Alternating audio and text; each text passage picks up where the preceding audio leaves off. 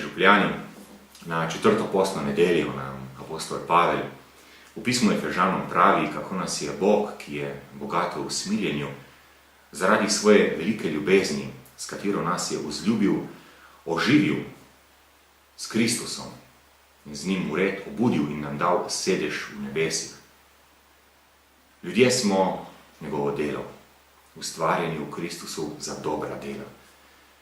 Vendar se žal tega vedno ne zavedamo. Podobno kot se tega niso zavedali ali bolje, pozabili so Izraelci na vse, kar je Bog storil za njih. V današnjem prvem berilu iz 2. kroniške knjige slišimo, kako so Izraelci zapustili Boga, kopičili nezvestobo za nezvestobo in oskrunili hišo Gospodovo. In Gospod Bog jim je pošiljal po svojih poslancih opomine, ker se mu je smililo njegovo ljudstvo, toda ljudje so preroke zasmehovali, zaničevali in zasramovali. To se je dogajalo v 6. stoletju pred Kristusom. Izraelci so mislili, da ne potrebujejo več Boga.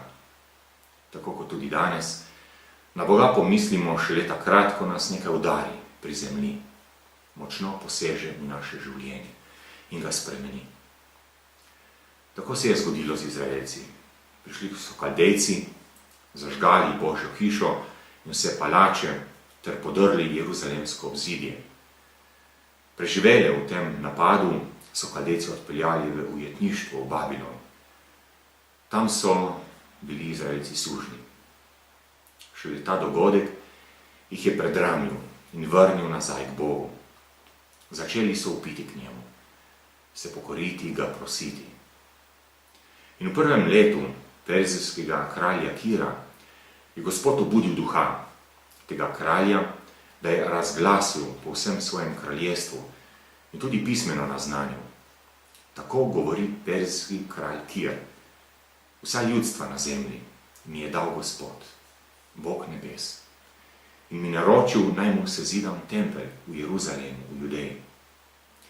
Kdo je med vami, izmed vsega njegovega ljudstva?